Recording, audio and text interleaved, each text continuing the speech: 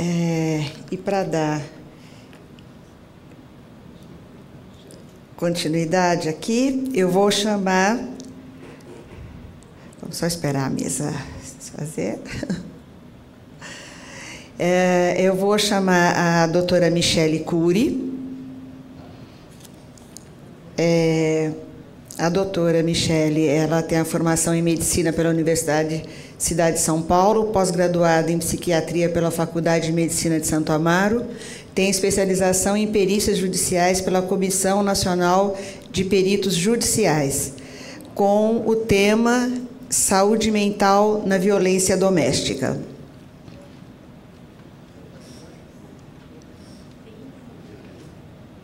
Vai usar aqui, vai...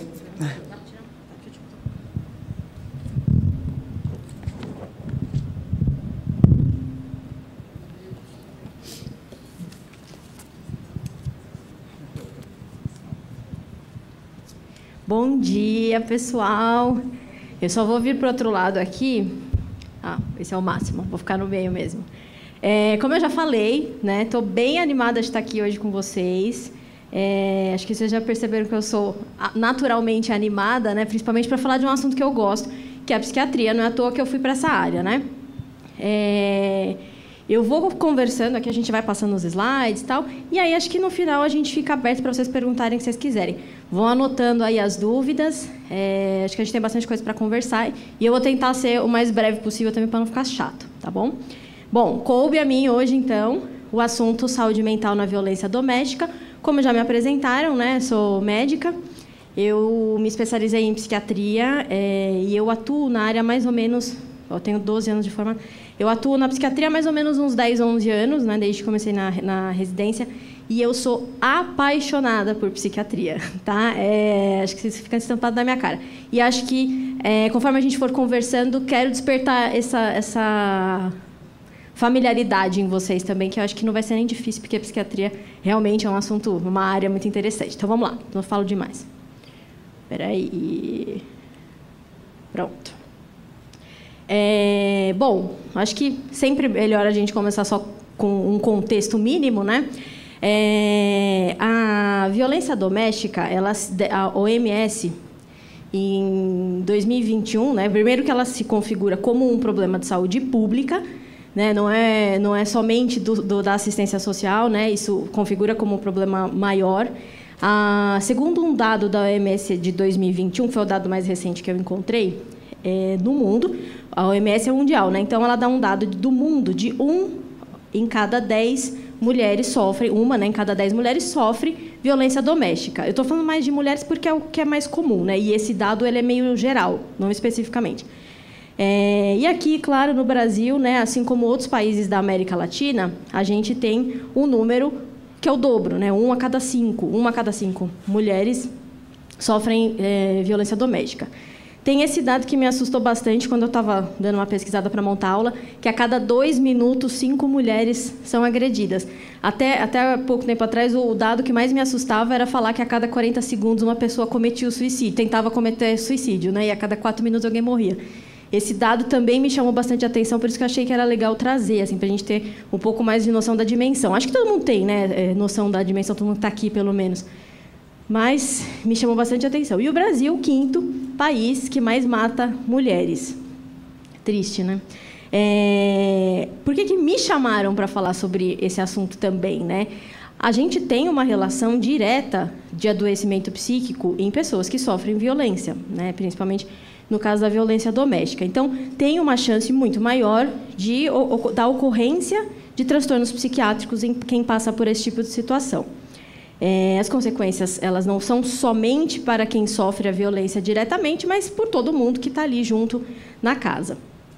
Então, e esse dado é bem interessante e importante também, que quem sofre a violência, ou quem assiste a violência, no caso dos filhos, por exemplo, tem uma chance 8 vezes maior de repetir esse padrão de comportamento mais tarde também, né? E aí isso continua, né? Você não consegue encerrar o ciclo da violência na família.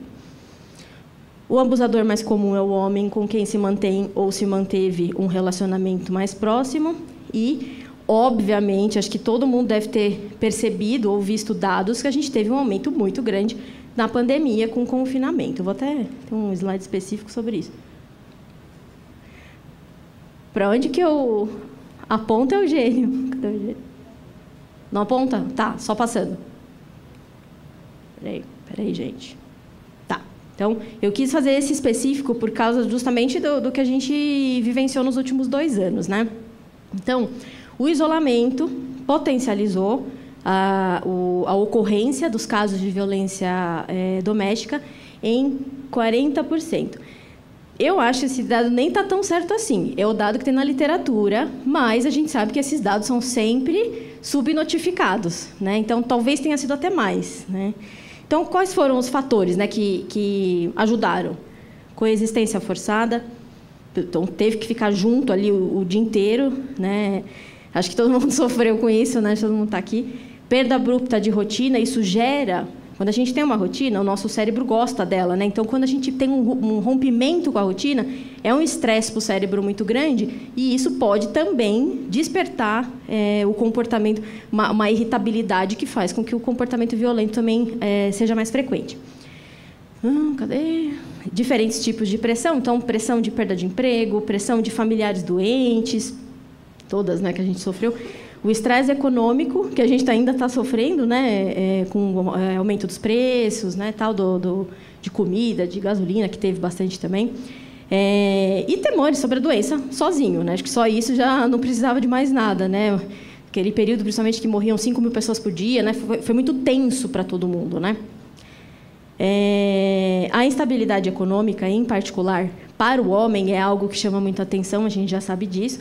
Eu coloquei aquela palavra ali, macho provedor, não é uma palavra que eu gosto muito, né? Eu acho ela meio grosseira, mas era a palavra que estava. Era a palavra que estava lá no texto também, né? Então eu mantive. Mas essa instabilidade e a sensação de que talvez ele deixe de ser o provedor, né, da família pode trazer para o homem uma sensação de insegurança muito grande e isso também pode servir de gatilho para comportamentos violentos. China, Itália, França, Espanha. China e Itália eu chamo a atenção principalmente porque não sei se vocês lembram, mas logo que começou a pandemia foram os 2 países que mais estavam morrendo gente, né? Então acho que teve todo esse estresse também do número importantíssimo de mortes que aconteceu nesses 2, né, pessoalmente. Registros policiais onde triplicaram os os números de casos de violência doméstica também. No isolamento, a gente sabe que tem, né, favorece muito, né, de que a mulher seja mais vigiada, né, mais tolhida das possibilidades dali de repente ela comentar com alguém, né, até na terapia, por exemplo, né, se você ou no atendimento psiquiátrico também. Aconteceu com vários pacientes meus de não ter lugar para a pessoa conversar comigo, né? Ai, porque meu marido está aqui, né? Então, minha filha, tá. E aí a pessoa fica tolhida, ela não consegue falar com ninguém sobre o que está acontecendo, né? Estou falando de atendimento de psiquiatria. Imagina sobre casos onde a pessoa está sofrendo violência, né? Aí não vai falar mesmo. Então, ampliando margem, inclusive, para a manipulação psicológica, né, do agressor, que faz parte do perfil também, né, dos agressores, muitas vezes. E, para piorar, a gente teve uma redução do serviço. Então, se a gente for lembrar, principalmente no começo, no primeiro 1 ano e meio da pandemia, serviços de saúde mental, por exemplo, onde eu, por exemplo, trabalhava, ficaram basicamente sem atender, né? A gente atendia, renovava receita, tal, não sei o quê, mas atendimento mesmo era muito mais raro. Basicamente, era a renovação de receita e outro acolhimento de emergências ali, né? Teve locais, por exemplo, o IPQ. O IPQ teve um pedaço dele que teve que parar os atendimentos para deixar UTI de Covid, ou então atendimentos de Covid, uma coisa assim. Estou falando da saúde mental, né? Mas na assistência social, acredito que não tenha sido diferente também, que tenha tido essa redução da possibilidade de atendimento, inclusive por redução da procura também, né? As pessoas tinham medo de se contaminar, nem saíam, né, de casa. O que mais? Espera aí. Eu trouxe essas frases aqui porque são frases que a gente escuta bastante, né? Então, ainda bem que hoje em dia nem tanto, né? Graças a Deus teve uma mudança do padrão inclusive, quando alguém fala uma coisa dessa, a gente já fica meio assim, né? Você fala, oxe, peraí, né? Não, essa frase aí não está cabendo mais, né? Graças a Deus. Mas quem nunca ouviu, né? Principalmente o pessoal mais antigo. Em briga de marido e mulher, não se mete a colher. Ou então, essa que eu detesto, né? De vez em quando eu escuto, matou por amor, né? Pelo amor de Deus, né? Que amor é esse, né? Ele não sabe porque bate, mas ela sabe porque apanha. E o clássico também, mulher de malandro, que eu detesto. Acho que todo mundo detesta, né? Mas, então, né, é algo... Esse slide, na verdade, está aqui porque é uma questão que a gente sabe que vem de muito tempo, né? De normalizarem as atitudes de violência, principalmente contra a mulher, né? É quase que... mas é isso mesmo, né? A mulher tem que apanhar, né? Quase que como se isso fosse algo normal, né? Natural. E, por muito tempo, as pessoas, de fato, agiam como se fosse, né? Acho que agora que isso vem mudando. Não vou ficar dando muita importância para isso especificamente. Se vocês quiserem fotografar esse slide, que eu acho que ele é legal. Mas acho que isso aqui, especificamente, vocês já estão cansados de saber, né? Quais são os tipos de violência. Isso é uma coisa que a gente tem escutado mais também. E o acesso a esse material é fácil na internet também. Mas só para nomear, né? Só para a gente ir familiarizando também mais, a gente tem violência sexual, violência física, violência moral, psicológica e patrimonial. Esse aqui, que também é uma foto que tem amplamente divulgada na internet, é o ciclo da violência, né? Como eu sou médica, eu nem fico tanto com essa parte, eu fico mais com o que acontece depois, os desdobramentos desse tipo de situação, né? Mas só trouxe, né? Acho que sempre vale, né? Para poder ilustrar. A fase é um ciclo, né? Então não tem nem não dá para começar especificamente por um ou outro. Mas, começando só para título de curiosidade. Aumento de tensão, que é quando o autor da violência fica tenso, fica irritado, né? Coisas simples ali, uma piadinha sem graça com a mulher, né? Ou então com o filho, né? Que também pode ser vítima. Tem excesso de raiva e começa a desrespeitar, começa a insultar, começa a diminuir, reduzir, né? Então, isso aí é uma coisa latente, né? Então, ele está tenso, está irritado, daqui a pouco ele vai explodir, que é onde vai para o ato de violência em si. Então, fase extrema do ciclo, onde, de fato, é praticada a violência. E aí, depois, vem a fase da lua de mel, que eu acho que esse nome é bem interessante para estar aqui mesmo, é exatamente o que parece, né? Porque a gente atende muito... O pessoal, quando chega nessa fase, assim, parece que não aconteceu nada, né? Porque o cara começa a ser super bonzinho, traz flor, traz a comida preferida. Ai, né, gente? Que gracinha. Olha como ele é bonzinho, olha como ele me ama, né? E aí fica um período mais calmo, mas que na verdade, só para dar uma diminuída ali, talvez, no problema, dar uma amansada e depois vem para o próximo de novo, né? Conforme o tempo vai passando, ele volta a ser quem ele é, na verdade. Peraí. Já esse Aí, de fato, a parte que eu, como médica, mais pego é essa daqui, né? As consequências na saúde mental da violência doméstica, na verdade, quase que da violência de modo geral, né? Mas da violência doméstica em específico aqui falando hoje. Então, como é que essas pessoas chegam para mim, né? Com um prejuízo imenso da autoestima, né?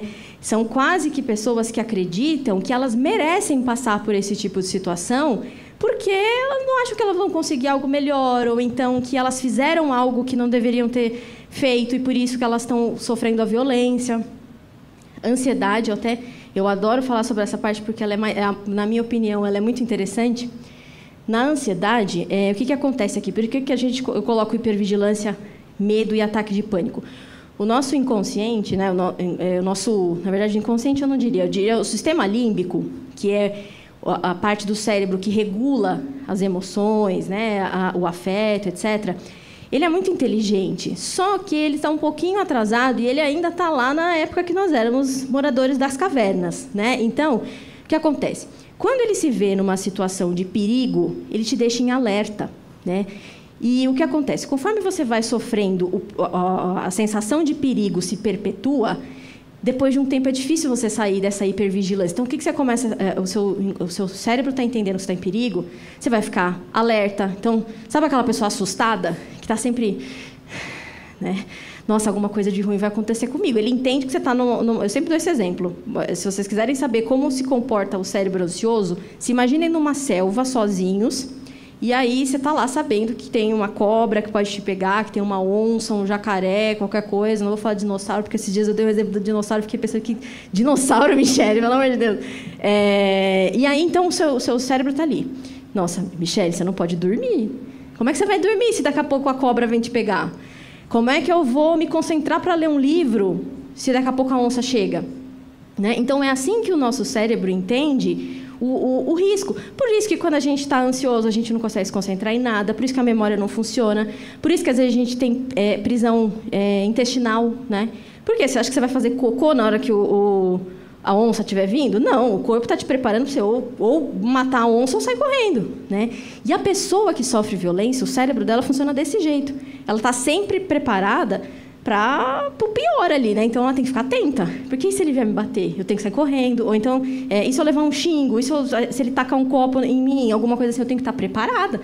Então, essa pessoa não consegue relaxar. É uma pessoa que está sempre ansiosa. Aí não dorme, aí está sempre assustada com tudo, o coração está sempre disparado. E aí essas pessoas vão parar no atendimento psiquiátrico achando que elas estão somente com ansiedade. Eu não consigo dormir. Eu tenho uma paciente em específico, o filho dela foi preso pela polícia de madrugada na casa dela. Né? A polícia entrou, abrindo tudo, tal, xingando, tal, e levou o rapaz. E, desde então, ela não consegue dormir. Eu não sei se vocês têm muita noção de medicação, mas clonazepam é uma medicação extremamente sedativa. Tem gente que é meio resistente, mas a média funciona muito bem. Essa moça ela toma 3 comprimidos de 2 miligramas de clonazepam. Né? Ela quase poderia fazer uma endoscopia, se a gente fosse comparar, né, com o que a gente usa. E mesmo assim ela não dormia. Ela tomava amitriptilina, que é outra medicação bem sedativa também, que acho que vocês devem estar familiarizados. E essa mulher não dormia. Aí eu comecei com outra coisa. Aí fui vendo que a mulher não ia dormir mesmo. Eu falei, tá, então vamos lá. O que aconteceu à noite? Vamos tentar lembrar de alguma situação. E aí, devagar, a mulher despenca, começou a chorar. E aí ela me contou dessa situação que ela viveu num período noturno, enfim. E é óbvio que ela não vai conseguir dormir. Eu posso dar o remédio mais maravilhoso do mundo, ela não vai dormir. E isso não depende de mim. E aí eu trouxe isso para ela, né? Tá fazendo terapia agora, tá dormindo um pouco melhor, graças a Deus, né? Mas é isso, ela não vai dormir com remédio. Tem outras coisas causando a insônia dela e o cérebro dela tá desse jeito que eu tô falando. Transtorno de estresse pós-traumático. O TEPT, ele é uma situação onde a pessoa ela fica vivenciando, ela revive o trauma dela. Por exemplo, ela vai dormir, ela tem um pesadelo muito vívido com a situação traumática que ela viveu. Então, por exemplo, levou um tiro, ou então alguma situação em que ela quase morreu. Essas situações podem desencadear esse transtorno, que é o TEPT, que é um transtorno muito difícil de tratar. A gente trata mais ou menos com as mesmas medicações de ansiedade, mas é bem difícil. É mais terapia e afins do que medicação mesmo para a pessoa responder. Pseudoalucinação, a pessoa não está ficando doida. Pseudoalucinação tem a ver com o humor ansioso. Né? Então, a pessoa está super ansiosa, aí ela começa a escutar, por exemplo, parece que o cara está falando, né? Ela está escutando a voz do homem chegando e ele nem está lá. Né? Mas ela está tão tensa, tão atenta para tudo, como eu já expliquei, que ela começa a escutar até o que não está acontecendo. E não é uma alucinação, né? Que é algo de uma doença, de aumento de dopamina, nem nada. Ela está assim porque ela está hipervigil, ela está muito atenta, mais do que deveria, né? Mais do que a necessidade. Depressão, óbvio, né? Estresse crônico. A gente tem um aumento também crônico de cortisol, que é o hormônio do estresse, que é um dos grandes causadores dos processos depressivos e ansiosos também. Né? Então, é óbvio que a gente vai ter esses quadros. Anedonia, anergia, falta de... Anedonia e anergia são perda de energia para fazer as coisas, falta de vontade, perda de interesse em situações que antes a pessoa gostava. Você vai percebendo que a pessoa perde o brilho. Né? Essa é a verdade.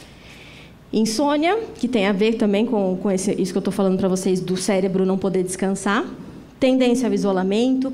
Tem um prejuízo cognitivo, justamente por você estar em estado de alerta frequente, e aí você começa a ter diminuição da capacidade de concentração, começa a ter prejuízo na tomada de decisões, até por uma perda de identidade depois de um certo tempo, né? A pessoa que sofre violência, ela acaba tendo uma perda de identidade no meio, né? Depois de tanto, você já começa a não conseguir decidir mais nada, você já não começa a conseguir saber o que é melhor para você, né? Por isso, inclusive, é tão difícil também, entre outras razões, sair de uma situação de violência, um relacionamento violento, por exemplo, né? Você começa a não conseguir decidir mais nada.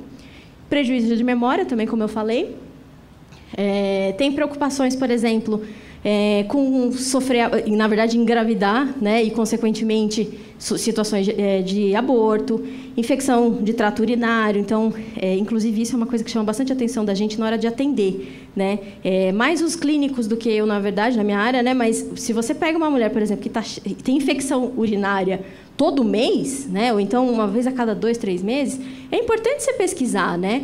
Porque não é normal, né, a pessoa ter infecção de urina assim com essa frequência, a não ser por uma causa, sei lá, né, não se limpa direito, não sei o que, porque acontece também. Mas é bom pesquisar, porque pode ser um indicativo, né, de uma prática sexual, por exemplo, descuidada ou muito violenta, né? Então é uma coisa que chama atenção. E IST, que agora mudou, né? Antes era DST, que são as infecções sexualmente transmissíveis, também que podem acontecer, obviamente. Então, em crianças e adolescentes, é muito comum a gente perceber dificuldade de concentração e aprendizado, porque a criança com medo não aprende, né?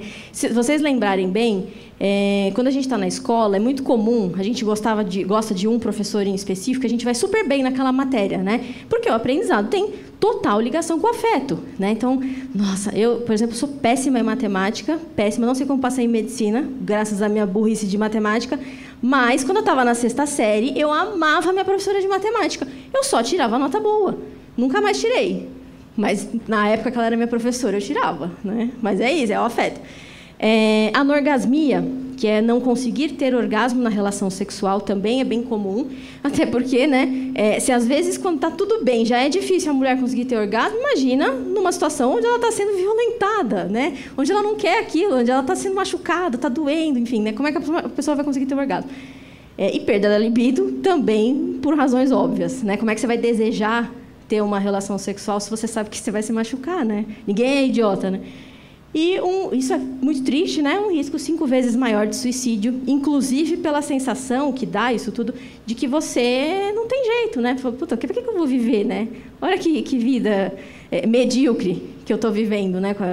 E você começa a não conseguir enxergar outras coisas também, né? Isso que é muito triste. Quais são os fatores? Vou tentar dar uma acelerada, porque perceberam que eu falo muito, né? Então, só para não ficar chato e não tomar o tempo da outra aula. Que fatores de risco que a gente considera assim, importantes para a violência doméstica? Isolamento social. Então, aquela pessoa que não sai muito, né, tal, ela não vai ter pessoas com quem contar, né, o que está acontecendo com ela. Até, às vezes, ela nem está querendo contar porque ela quer ajuda. Às vezes, ela conta porque aquilo para ela é tão natural, né? E aí, o outro é que fala para ela, mas peraí, isso aí não é normal, né? Essa situação não está favorável para você, isso não é uma relação saudável, né? Então, pessoas que ficam mais isoladas, a ausência de rede de serviço de saúde e proteção específicos, né? Pouca consciência de direito, isso é óbvio, né? Se você não sabe que está sendo violado o seu direito, né? Se você nem sabe quais são o seu direito, como é que você vai saber que ele está sendo violado, né? Transtornos mentais, uso abusivo de bebidas e drogas. Pacientes psiquiátricos, inclusive, são pessoas que sofrem muita violência, viu? Eu já trabalhei em um hospital psiquiátrico e, assim, elas sofrem abuso sexual por funcionários, era comum acontecer, sabe? Então, são pessoas que sofrem muito porque elas não vão falar, né? Elas não estão nem sentindo nada, muitas vezes, até por causa de remédio que está fazendo efeito, ela acaba diminuindo a sensibilidade, né? Enfim, são pessoas que acontece muito. Uso abusivo de bebidas e drogas do parceiro, né? Não da vítima. Presença de padrões de comportamento muito rígidos, exclusão no mercado de trabalho, deficiências. Paciente com deficiência, por exemplo, intelectual, ele não vai te contar. Ele nem sabe o que é aquilo que está acontecendo, né? Esses são talvez os que mais me preocupam, na verdade. E as vulnerabilidades específicas, né? Crianças, meninas, né? Baixa escolaridade, enfim. Fatores de proteção são os opostos disso tudo que eu estava falando, né? Então, Bom relacionamento familiar e vínculos afetivos. Então, você ter sua amiga, né, alguém com quem você possa contar, né, alguém que não vai te fazer nenhum tipo de julgamento. E essa pessoa, inclusive, pode ser até o próprio profissional, né, que atende. Apoio e suporte social de pessoas e instituições. Atitude de buscar ajuda de pessoas ou de profissionais competentes na área. Resiliência, óbvio, né? Isso daqui foi meio idiota de eu ter colocado, mas é porque, de fato, né, é importante, né? Você precisa. Uma pessoa resiliente, ela vai conseguir sair disso mais fácil. Autoestima elevada, né? Para você saber que você não merece esse tipo de situação, né? Esse tipo de relacionamento, enfim. Capacidade de sustento próprio financeiro, estou falando aqui, né? Você não depende do seu abusador para pagar suas contas, para trazer comida para sua casa, né? Então, você poder se sustentar te dá um pouco mais de coragem também para sair disso, né? Relações de trabalho harmoniosas, até porque de lá também você pode ter gente para você poder contar, e consciência de direitos. Relações destrutivas é algo que foge um pouco também do que acontece da minha prática, mas eu acho legal trazer sobre um perfil ali, né? Então, como é que eu vou só falar da questão de como identificam os sinais. Então, a pessoa uma paciente que chega com muitas dores no corpo, né? Sempre com dor, a pessoa jovem, você fala, caramba, né? Mas não é a maioria das dores, né? Tem mais alguma coisa acontecendo aí, né? Vamos tentar entender. Então, machucados, hematoma, marca no corpo, que aí a pessoa fala que ela caiu, né? Aquelas quedas que não faz sentido ali. A gente, na medicina, a gente estuda mecanismo de trauma, né? Então, que quedas específicas dão cada tipo de hematoma no corpo da pessoa. Então, é difícil enganar a gente, né? Não só o médico. Os enfermeiros também fazem isso, alguns profissionais que estão mais acostumados também têm essa visão, né? Então, é bom a gente prestar atenção. Histórias de acidente frequente. Então, cai da escada. Aí você vai lembrar que você foi fazer uma visita na casa dessa pessoa, nem tem escada na casa dela. Falou, que escada é essa que ela caiu, que nem tem escada onde ela mora? Né? E também costuma ser uma desculpa, né? Você fala, cai da escada, né? Não vou falar que meu marido deu uma pancada, né, tal, e bateu na mesa, enfim. Mudanças frequentes de emprego e moradia.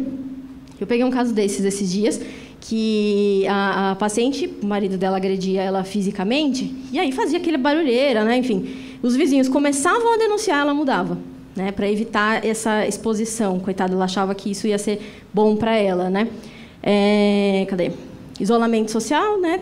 Até por uma questão de vergonha também, muitas vezes. Depressão e ansiedade, medo constante e estado de alerta, transtornos alimentares, uso de álcool e drogas, às vezes na tentativa mesmo de amenizar essa sensação de angústia, né? Então, eu vou beber, né? Vou beber porque eu fico anestesiada, né? Ou então, acontece muito também com as mulheres usar medicações psiquiátricas. Clonazepam, você fica lá, zen, o mundo está acabando, você está, não, imagina, está tudo bem, né? Tô com clonazepam aqui, está tudo bem, né? Então, é algo que tem que chama bastante a nossa atenção. Isso aqui, rapidinho, gente, isso aqui é bem importante, viu? Porque a criança, é a partir daqui que a gente vai ver o quanto se perpetua o comportamento violento, né? A criança que assiste à violência é a criança que provavelmente vai ser um adulto violento também, né? Então, eu até trouxe essa imagem aqui, que compara 2 cérebros infantis, são 2 crianças ali. Claro que uma foto está maior que a outra, tá? Essa foto está enganando besta, mas eu já estou explicando que não são crianças da mesma idade, só a foto de uma que está mais próxima que a outra, tá? A criança do lado esquerdo é uma criança saudável, né? Que ganha amor da família, que foi criada pelos pais, que tem acompanhamento pediátrico, vai para a escola, é uma criança saudável, né? O cérebro dela, eu acho que nem todo mundo tem familiaridade com essas imagens, mas o cérebro dela, o maior ali, é o cérebro normal, tá? Uma criança, se não me engano, essa criança tem 4 anos, essas 2 crianças. Olha o cérebro do lado, como tem muito mais abertura, como ele é mais preto do que cinza. Vocês conseguem reconhecer ali? Ver? Parece que ele está mais aberto do que o primeiro. O primeiro está quase todo sufocado ali, né? De tanta massa cerebral que aquele cérebro normal tem.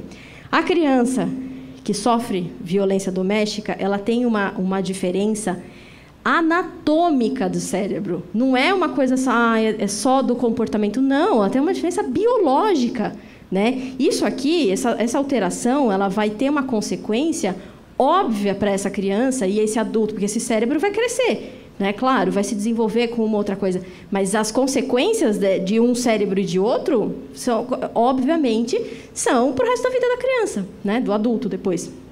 Então, nessa da direita, que é a do cérebro da criança que sofre violência, que não tem o suporte familiar necessário ali, né, as relações saudáveis, ele tem o que a gente chama de ventrículos aumentados, que essa parte do meio ali, que está mais larga, como vocês podem perceber, e a atrofia do córtex. Então, o córtex, que é a parte mais externa, que é inclusive o que delimita até o nosso comportamento social dessa criança, está comprometido, né? Se você não tem um córtex, que é o que regula o comportamento social bem anatomicamente preservado, essa criança vai ter problemas na hora dela saber o que é certo e o que é errado, o que ela deve e o que ela não deve fazer, né? Então, a família é o primeiro grupo social que a criança e o adolescente têm. Então, é importante que, nessa primeira fase, ela tenha um desenvolvimento e a família traga para ela um suporte mínimo, né? Para ela crescer saudável, né? Inclusive, para que possa se desenvolver, não só do ponto de vista emocional, mas do ponto de vista biológico, neurobiológico, vamos assim dizer. Não vou ficar lendo o que está escrito ali, não, porque é tudo que eu já estou falando. Só essa última parte aqui que é legal, que assim, teve uma pesquisa de 2011, desses dois autores, Guerra e Azevedo, que ela começou a procurar por evidências mais concretas de como o ambiente familiar poderia afetar essas crianças. Então, eles começaram, óbvio, né, perceberam prejuízo de aprendizagem, desenvolvimento físico, mental e emocional, e aí eles fizeram uma análise no cabelo dessas crianças e eles viram níveis muito altos de cortisol. O cortisol é o hormônio do estresse, como acho que vocês já devem ter ouvido falar. Então, em situações crônicas, né, de exposição ao estresse, são fatores do próprio desenvolvimento de transtornos mentais, ansiedade, depressão e tal. E encontraram níveis muito altos de cortisol no cabelo dessas crianças. Triste, muito triste. Eu fiquei super triste de ler esse... Mas é verdade. Na verdade, eu já sabia, mas mesmo assim é triste a constatação, né? E um maior nível de atividade da amígdala. Eu trouxe um slide específico para falar sobre a amígdala, porque é uma coisa que eu acho que é muito bacana de entender, até para entender por que se perpetua o comportamento agressivo. A amígdala, eu não tenho como apontar ali para vocês, mas é a parte de baixo ali, que ela está em roxinho, né? Ela faz parte do sistema límbico, que é o que controla as emoções, regula, né, as relações, enfim. E ela é responsável pelas respostas emocionais e do comportamento social humano, né? Não só no humano, mas nos outros mamíferos também. E é uma das principais... Essa região, a amígdala, é a que estava aumentada nessas crianças vítimas de violência doméstica. Essa região é a região que controla o quê? A agressividade, entre várias outras coisas. Então, o controle da agressividade nessas crianças é totalmente prejudicado. Essas crianças vão crescer e elas vão ser adultos que vão continuar praticando a agressão, né, a violência. E, além disso, elas controlam, só para título de curiosidade, controlam diversas atividades do corpo, por exemplo, que são relacionadas às emoções. Então, quando você está ansioso, o coração dispara, é a amígdala. Quando você está respirando, dá falta de ar emocional, também é a amígdala. Tá? Então, percebam o quanto ela é importante para as emoções, né? E nessas crianças ela está muito aumentada, o que traz diversas consequências, né? Bom, rapidinho aqui, porque meu tempo já está acabando. Quais são os indicadores de violência física mais comum em crianças, então? Se vocês quiserem tirar foto, inclusive, caso eu tenha que parar a aula antes de acabar, podem tirar foto, fiquem à vontade. Então, é uma criança que desconfia do contato com adultos, ela está sempre alerta, esperando que alguma coisa ruim aconteça, eu já expliquei o mecanismo disso nos slides anteriores, né? Tem mudanças severas e muito frequentes de humor. Aliás, os principais sinais de depressão numa criança não são relacionados ao humor. Ela não é uma criança triste, ela é uma criança irritada. O principal sintoma da depressão na criança é a irritabilidade, não tristeza, né? Diferente do adulto. Tem medo dos pais, né? Ela é aquela criança que gosta de ir para a escola, porque na escola ela se sente mais segura, né? Então, quando ela volta para ela, não quer sair, né? Tadinha. Apreensivo quando outras crianças começam a chorar, demonstra comportamentos extremos. Então, é aquela criança agressiva que todo mundo acha que ela tem TDAH, né, porque ela não para, tal, e aí vai vendo que não tem doença nenhuma, ela está sofrendo agressão, ou então ela está vivenciando agressão na família, na mãe, enfim. Dificuldades de aprendizagem que não são relacionadas a uma doença que impeça ela de aprender, né? E ela costuma comentar sobre situações de violência, ou verbaliza a violência, ou ela pratica a violência com os colegas da escola também. Violência sexual. Rapidinho, hein? 1, 2, 3 e já. Interesses aumentados em questões sexuais. Aquela criança que brinca com a sexualidade de uma forma meio estranha. Assim. Você fala, cara, mas como assim ela está brincando de papai e mamãe? Mas ela já sabe, né? Quem contou isso da história para ela, né? Não fui eu. Desenvolve brincadeiras sexuais persistentes e tal, e se masturba. Eu atendi uma criança que a gente descobriu que ela era abusada porque ela não parava de se masturbar, ela se masturbava o dia inteiro, ela ficava com o quarto aberto, ela tinha uma deficiência intelectual leve também, que também já aumenta essa possibilidade, mas a mãe dela chegou para mim e falou, olha, minha filha está doente, né? E aí a investigação ela estava sofrendo abuso do padrasto. Medo de certas pessoas, ou o sentimento de desagrado quando ficar sozinha com essa pessoa, que provavelmente é o abusador, dores e problemas físicos sem explicação médica, inclusive a infecção urinária, né, principalmente em meninas, gravidez precoce, não querer se despir na frente de outras pessoas, foge de casa, pratica delitos, até numa tentativa de ser cuidada de alguma forma, tentativa de suicídio em idades muito pequenas. Aliás, isso é uma epidemia mesmo, né? Tem cada vez mais crianças tentando se matar, cada vez mais jovens. Mudanças extremas ou então até uma regressão. Você até falou embaixo aqui. A criança que já tinha parado de fazer xixi volta a fazer xixi na cama, fazer cocô nas calças, né, tal, situações chupar dedo que ela não fazia mais, ela pode ter esse comportamento de regredir também. Pesadelos e padrões de sono perturbados, comportamento agressivo, mau desempenho na escola. Estou acabando, é o último, juro.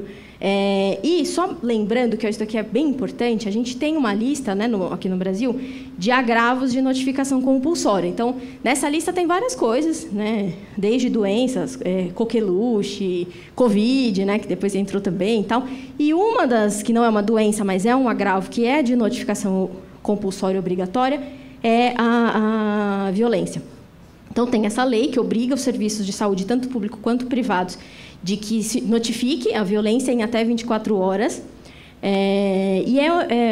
Tem uma coisa importante, que eu acho que é um momento importante, inclusive, quando a gente atende essas pessoas, de orientar essas pessoas sobre o que está acontecendo, né? Para que ela não volte para casa e continue vivendo a vida como ela vem vivendo até então, né? Sendo agredida, enfim, né? Tudo isso que a gente vem falando. E também, quando a gente notifica, a gente consegue comunicar a quem nos rege aí, né, do governo, etc., o que está acontecendo, né? Se você não notifica, não tem como as pessoas saberem a quantidade de casos que estão acontecendo. Então, é importante que a gente lembre de notificar sempre que a gente atender um caso assim, tá bom? Acho que é isso. Sim, é isso, pessoal. Muito obrigada. Tentei dar uma acelerada para não ficar falando muito, nem ser chata. Muito obrigada. Qualquer dúvida, depois, né? Depois. Isso. Beleza. Muito obrigada. Muito obrigada. Obrigada, doutora Michele. Só para falar que as apresentações vão estar disponíveis para vocês, tá? É só solicitar no Cefatef, tá bom? Por e-mail.